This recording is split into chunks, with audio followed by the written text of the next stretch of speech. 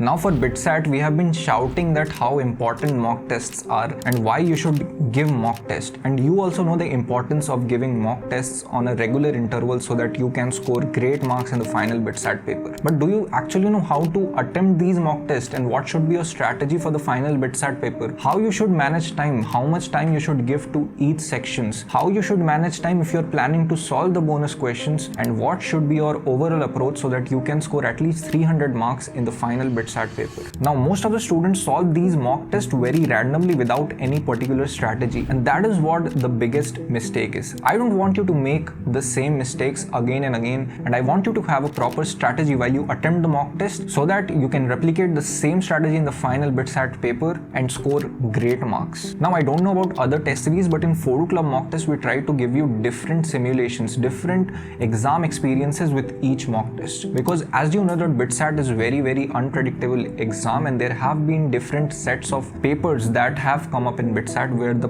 pattern, the weightage and the difficulty level varies, and that's what we try to give you in phodu.club test series. So it is very important that the very first step when you open a mock test should be your mindset. Your mind should be open. You should not expect any particular thing, because in the final BITSAT paper anything could happen. So you should have a very open mind while you attempt a particular paper. You should not have any preconceived notions while you're attempting a particular mock test. You should be open that anything could actually happen in this particular mock test, right? That should be your very first step. Now let me give you a reality check of how difficult it is to score 300 marks in the actual BITSAT paper. As you know that there are 130 questions. Now out of these 130 questions, you should ideally saying that you have 100% accuracy, and if you attempt 100 questions out of these 130 questions, then you will score 300 marks. Now we all know that nobody has 100% accuracy, or a very few people actually have that. 99% of the people don't have 100% accuracy. On an average, students have around an accuracy of 80 to 90%. So let's say if you attempt 100 questions and if you have 80% accuracy, 80 questions will be correct, that is 240 marks, and 20 negative marks as well, so you'll just score 220 marks. Just imagine how difficult it is to score 300 plus marks. You actually have to attempt 115, 120 questions and have an accuracy of 80%, then only you will be able to score 300 plus marks. So now you must realize that how important it is to have a great speed and accuracy at first, and how important time management is in the actual paper.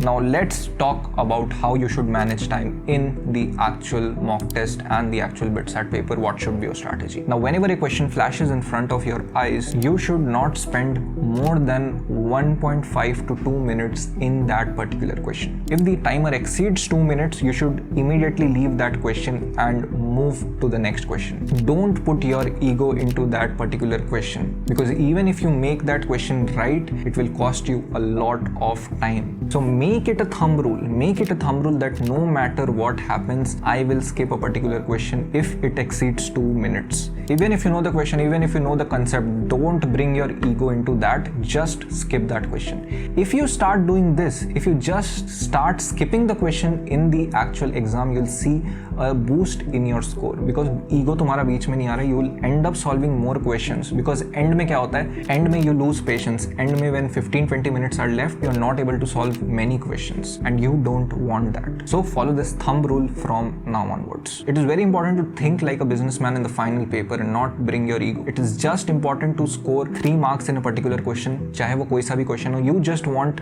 3 marks from one particular question. That's all. Now there are 2 possible scenarios if you exceed more than 2 minutes in a particular question. The first thing is you'll make that question correct, but it will cost you a lot of time in which you would have solved 2 to 3 questions that were ahead in the paper. And the second could be, which mostly happens with all of the students, even after spending so much time, they're not able to solve the question correctly, which is the worst thing that you can actually do to yourself. Now in an exam like BITSAT, there are question traps which an examiner puts in between. Those kind of questions actually look very lucrative, looks like that you will be able to solve them, but actually those questions will be very lengthy and will end up taking a lot of time. You'll actually have to identify these kind of questions, these traps, and not fall into it, and immediately skip these questions and move on to the next question. Now let's talk about a basic time distribution you should have in all the different sections of BITSAT. Now we always recommend that you should start your paper with English and logical reasoning, because it is the most scoring part in the BITSAT paper, and it will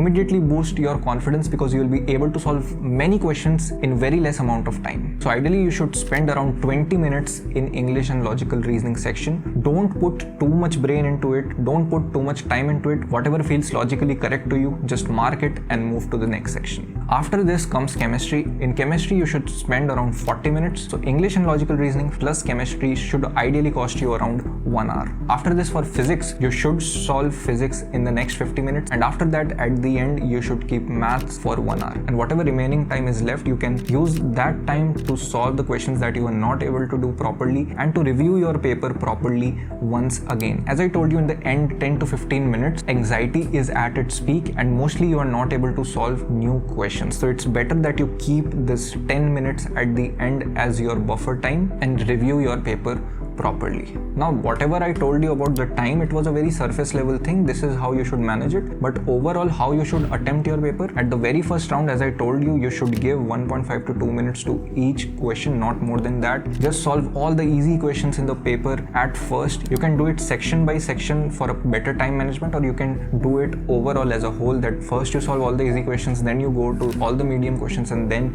at the end you attempt all the hard questions. Now a very important thing in an exam like BITSAT is don't get stuck anywhere. Go with the flow.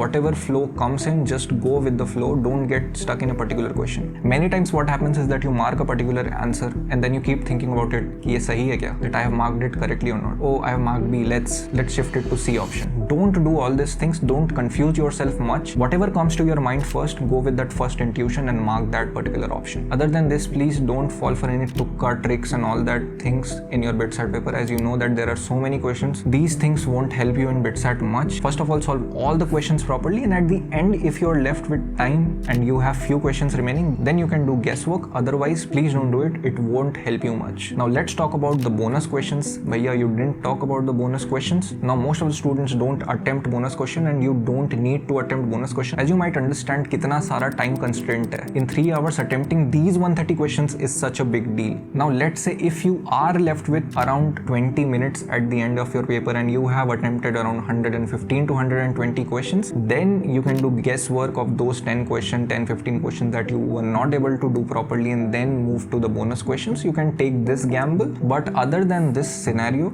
you should not attempt the bonus questions. Last and one more important thing about the BITSAT actual paper is that last year there was no option to mark for review a particular question. So keep that in mind while attempting your mocks. This year there might be an option to mark for review for a particular question, and there might not be an option for that. So be prepared for that thing. Also, I believe that in BITSAT you again don't have any time to review the question again. If you have spent around 2 minutes in that question and if you were not able to solve that question, just leave it right away and don't think about it much. This was all about how you can manage time in your mock test, but it is very important to give the mock test from a relevant resource. You can definitely check out phodu.club and its test series, where you get the most relevant mocks made by BITSINs themselves. As I told you, you'll get different situations, different scenarios, and you will be very well prepared for BITSAT even if you solve more than 10 mocks in the test series. So many students in the past have used this mock test, as you can see on the screen, the meetup pictures, and are right now studying at BITS Pilani. So make sure to use a proper resource and a relevant resource, otherwise giving mock test will be just a waste of time for you. Now after submitting the mock test, it is very important that you analyze that particular mock test properly. If you want to know how you can analyze the mock test properly and review it properly after giving the particular mock test, then you can click here and watch this